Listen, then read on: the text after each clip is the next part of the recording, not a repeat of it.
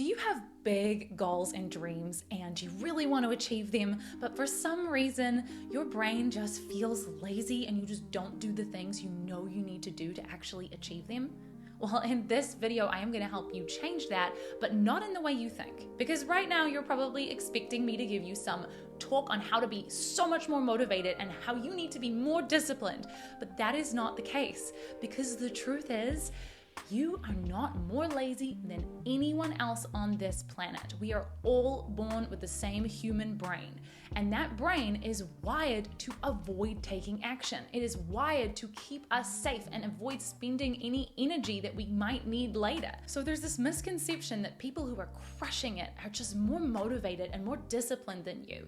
But actually, all that's happened is that you have made the task in your head become this huge monster that has to take so much motivation and energy to get it done. Whereas they're just making the task feel normal. They're like, okay, this is pretty easy. So even though their brains are just as lazy as yours, it seems like they're so much more motivated than you. Now here's how we know this is true, because this is probably not the first motivational video you have ever watched. You've watched all the ones on how to be super disciplined and super motivated, and hey, they work. I've got some great videos on my channel about how to be super disciplined and motivated, but what you need right now is not more motivation.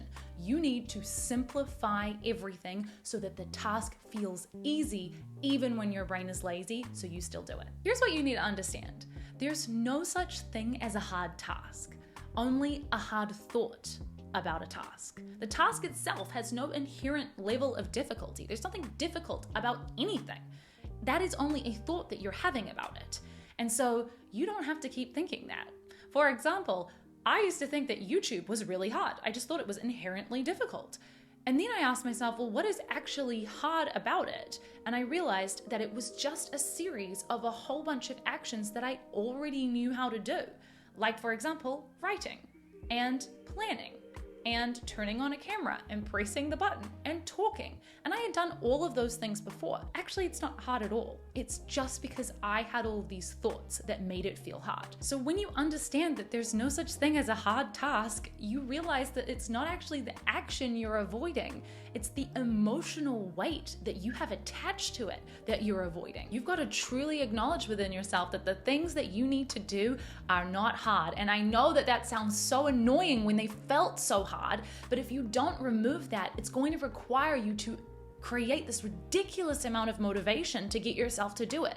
So if you want to actually gain control back, you have got to start with believing that the thing in front of you, no matter what that is actually very doable and has no inherent quality of difficulty. Now, just because you've acknowledged that something isn't inherently hard doesn't make it suddenly feel easy. So what you have to do is stop overcomplicating it. You have got to start simplifying the tasks that you need to do in your head. No matter how big and scary they feel right now, I want you to think of something that you know you need to be doing, and I want you to consider how you have overcomplicated it. What is your brain saying is necessary to achieve this?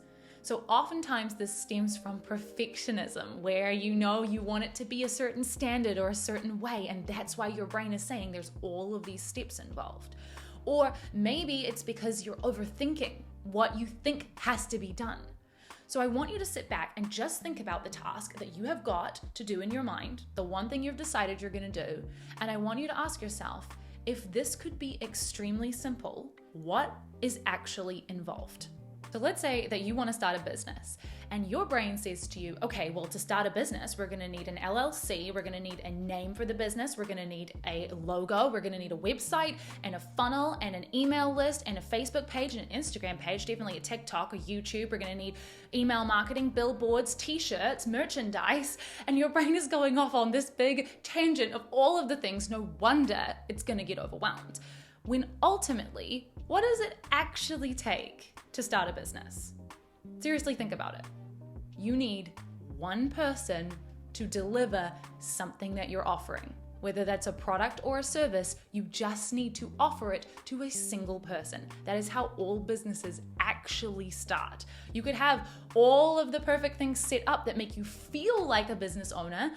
that are overwhelming and overcomplicated and really scary, or you can simplify it down to what actually needs to be done, and you will really be in business. So how can you simplify the thing that you need to do so that you end up actually doing the thing that needs to be done and not all of these unnecessary nice to have things that you think have to be done in order to achieve it? Okay, so maybe you've realized that the task is not hard and it's actually not complicated either, but your brain still doesn't want to do it. I get it, because my brain has done this a lot. Even when I know that something is easy and really simple, sometimes my brain still resists doing it.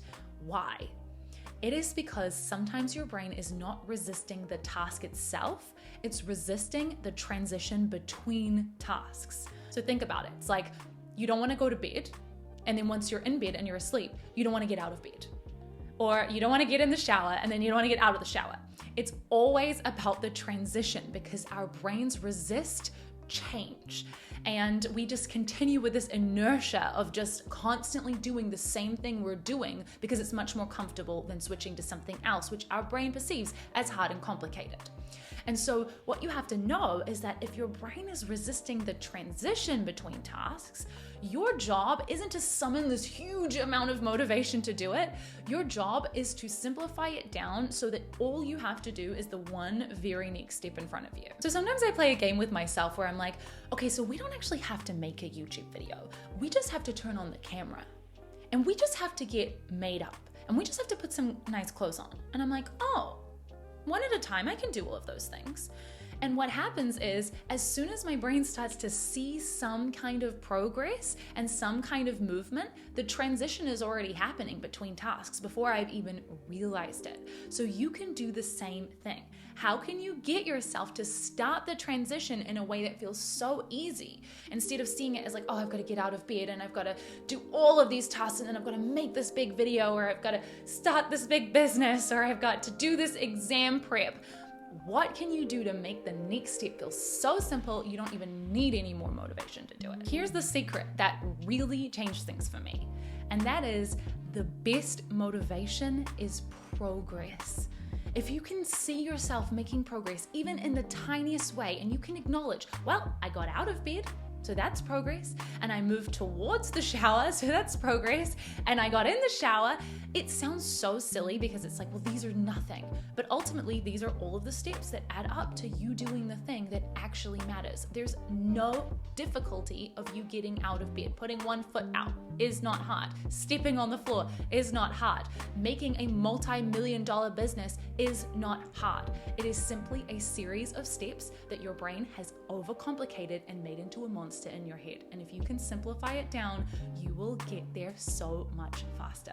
Look, I have coached high performers in Silicon Valley. I've coached Olympic athletes, and I can tell you that their brain is no different to yours or mine. They just are not making this huge superhuman effort to do things because they're not seeing the things they need to do as superhuman. The Olympic athletes that I've coached see the Olympics as simple and basic and doable. And that is what you have to do too. That is how they are able to do impossible, crazy things, and it's how you will as well. So I invite you to come and take my Do Something Impossible challenge. It is a 3-part video training where you are going to learn how to get yourself to do something impossible, something that feels literally impossible to you right now. On day 1, you're going to set your impossible goal and create a plan to achieve it.